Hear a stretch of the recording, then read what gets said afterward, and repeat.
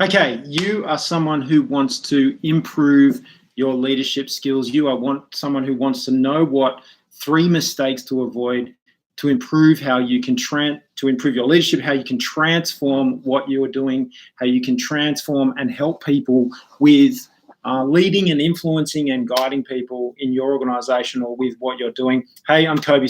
I'm the CEO here at Best Practice.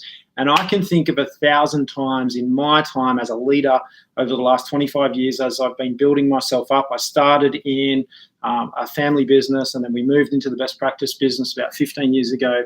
And what I thought I'd drop for you today is 3 mistakes that I've come across that I've noticed are something that really going to help you transform your leadership style. And they're 3 things that you can avoid and help yourself to be a better leader and be in any part of your life, in any part of what you're doing. So whether it's in your family at home, whether it's in your business, whether it's as part of what you're doing with your customers, your clients, anywhere, avoiding these 3 things are going to make you a better person. I haven't been live for a few days. I've actually been traveling. I was at a conference in Las Vegas. Sorry, the first conference I was in Los Angeles. And right now I'm broadcasting to you from Las Vegas in the US. And I've been moving around, learning and inquiring and getting a whole bunch of information together. So let's get into it today. Thanks for joining me here at Best Practice TV. We've been doing some great stuff with what's been going on in all of the videos, everything at Best Practice. We've just been at an amazing conference in LA, which is going to only improve everything we're doing for you. So let me just quickly talk about this. Everything we've been doing here at Best Practice is, I'll get straight into it, the 3 mistakes. I'm going to rattle them off and then I'll go into explain them. I've got some notes here for you. The first mistake that many people make is criticizing others. We'll get right into that, and I'll go through an explanation, but that's mistake number 1. The second mistake is complaining about anyone or anything for any reason. And then the third one is condemning anyone. So let's get into those 3 things and let's just talk about what that means for us and what it's meant for us here at Best Practice. Before I do that, I just want to get into a bit of a story, and that is that I can think over the last 15 years where I've had only amazing intent to help people, only amazing, that I care very deeply for the team that I'm working with, and I love the people that come on board and help me with everything that I'm doing with Best Practice, and our mission here at Best Practice to inspire improvement in 100 million companies. And I guess what's happened is that I've noticed times when I've had that genuine intent, but I can tell you that everything has just gone to shit. I've tried to be a better leader, and it's been something that I've tried to do over and over again with, helping people and helping them with, the things they've reached out, whether it's at work or whether it's, personally and professionally. And what I can honestly say is that mistake number 1 is that when we're talking about criticizing others, that it's the who did it or who's to blame or blaming people scenario. So if you've ever blamed anybody for anything, and it's important to catch yourself. And I can honestly say that when I was immature and when I was at the beginning of my career and I've worked in organizations, that became a culture, became a blame culture. Now, what that can do for people is it erodes their self-esteem. It's destructive, and that destructive criticism, it doesn't help people. And so when you look at, think to yourself, when someone's criticizing you, when they're having a go at you, think about what that does for you. You lose your confidence, you lose your own self-respect, and that criticism, while we might say it's a good idea to sandwich it, give somebody something positive and then criticism and then something negative, if it's not constructive and if it's not focused on, the numbers or the challenges or the specifics of a scenario, particularly in the workplace, and it just comes across as being criticism or blame, then it's only going to erode their self-esteem, and they're not going to be an effective member of the team because they're always going to be scared of potentially doing the wrong thing, so they won't act at all because they're going to just cop criticism. So I think, look, I can definitely say that, in the immature parts of my career, I subconsciously, I didn't even consciously know that I was criticizing people, but it was something that, was an issue, and it's something that I want you to think about. Have you ever blamed anybody for anything or criticized anybody for anything? Now, lots of the influencers and people are writing memes and all that stuff on Instagram and on the internet now are saying, well, you take 100% of your responsibility for all of your actions. And if you have an issue with something, there's this one great question. And I guess, before you open your mouth, and I'll get to the condemning mistake, which is mistake number 3. But before you open your mouth, really think about what it is that you're going to say and have intent towards that. And I want you to be thinking about, am I attacking someone's self-esteem? What am I actually doing? And more importantly, I have an issue. what am I doing about that? What am I doing about that issue? I'm not just complaining about it, but what's the solution? What's the scenario? And take 100% of responsibility for your own actions and for your part in any of those scenarios. And that's mistake number one to avoid, is criticizing others. Just keep that to yourself. It doesn't add any value to anybody. It's about identifying a problem and then offering a solution and then what you're doing about that. So let's just avoid criticism. That's mistake number one. Okay, mistake number two, that's complaining. So complaining for any reason about anything to someone else.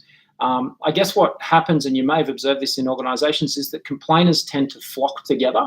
They'll all go to lunch together, or they'll go out after work together, and they'll be complaining, and it'll be a negative spiraling down of the emotions in that particular team.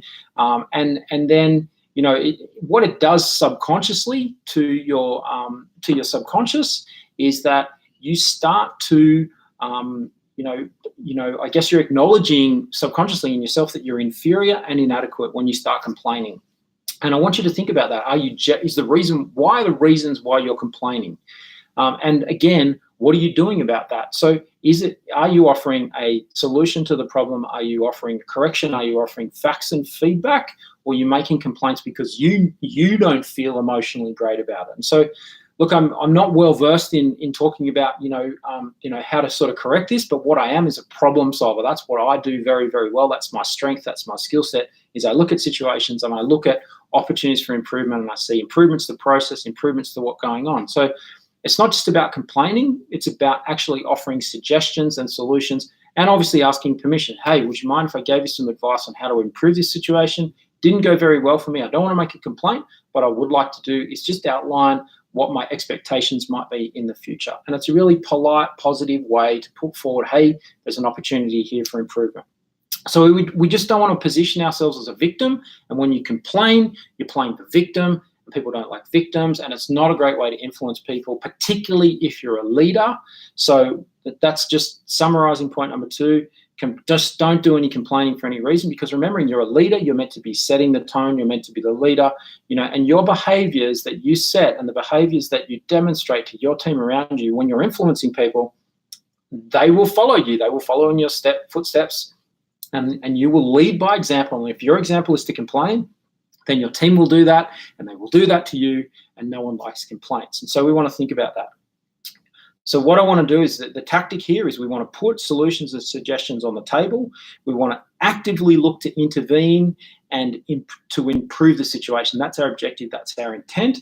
And then we want to invite ideas. If we don't have the ideas or the solutions, we want to be the facilitator of that, I guess, if you like. So we want to start to look at how can we invite ideas to the discussion to solve the problem. Okay, mistake number three that I talked about is condemning anyone for any reason, either inside or outside of the business. And that's putting down your competitors, putting down other staff members, putting down anybody out there. And my mum brought me up with a saying, which I think was really, really positive, which was, if you can't say something positive, don't say anything at all. If you've only got negative things to say, then just don't say anything at all. And it's far better than putting negative energy out into the universe. And this might sound crazy, but I'm a great believer of, if you put things out into the universe will respond. So if you only put positive energy out into the universe, then it's a great way to get positive energy back from the universe. And the one thing I want you to really think about is this scenario that if you see somebody, just, you can imagine yourself walking down the street and someone coming towards you, you can see that they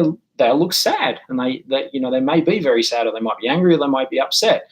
You can start to feel that energy. Even if it's someone you've never seen before, they're coming down the street, they're sad or they're angry, you can feel that. You can feel that right now, even as I talk about that. So what would happen if you project really happy, positive energy? Well, of course, someone coming down the street, they're happy and positive, you're going to be feeling that. You're going to be feeling that projected positivity, that positive energy. So our two energies are going to, they're going to come to each other. So I want you to think about that. So when we're looking at tactics to avoid, and in terms of being more influential and being a better leader, you want to start to be resonating positive energy irrespective of any of the other energy. You want to put your force field up around you, and you just, you don't need to be crazy happy, but you just need to say, you know what, I've got my happiness, I'm happy where I am, and I'm going to positively, that's my intent, positively influence anybody else around me. And that's definitely something I do with my team members. I have to be very careful that I'm not sad, upset. I don't bring any of those things. Something might have happened privately in my life, but if I walk into my office and I'm around my team and they notice that I'm a little bit upset, I'm not my usual positive self, they're going to wonder what they've done wrong. And so if you've seen somebody who's negative or angry or upset or frustrated in your organization, your leader, your boss, or whatever that might be, you may ask yourself, you may say, well, hang on a minute, how come I'm upset? I'm feeling that. What did I do wrong? Well, you didn't do anything wrong. So we want to just be making sure that we've got that positive projection all the time, and we use our positive energy to fight off the negative, sad, frustrated, covertly hostile energy from those around us. So, you know, we don't want to be saying anything negative. We want to be basically not even putting anything negative out about our competitors, about our customers. Something went wrong with a customer, you'll be wanting to avoid saying anything negative, because invariably the worst thing that's going to happen is it's eventually going to get back to that person. It's going to affect the team. And again, it's going to be about demonstrating or walking the talk. You want your team to copy you. If you want to have an amazing team, maybe this is a good exercise. I've spoken about this before on our channel. You can sit and write down all the positive things that you would like to see, the positive behaviors of your team. Now, write those things down. Now, I want you to think about this. What does the leader that high-performance positive team wants? If that's the team that you want, what's the leader that they want? So you really want to be becoming that person, if you like. So essentially, I want you to find solutions and resolve them. I want you to put positive energy out there. We're going to avoid criticizing others. We're going to just not criticize others at all. We're going to stop our complaints and complaining.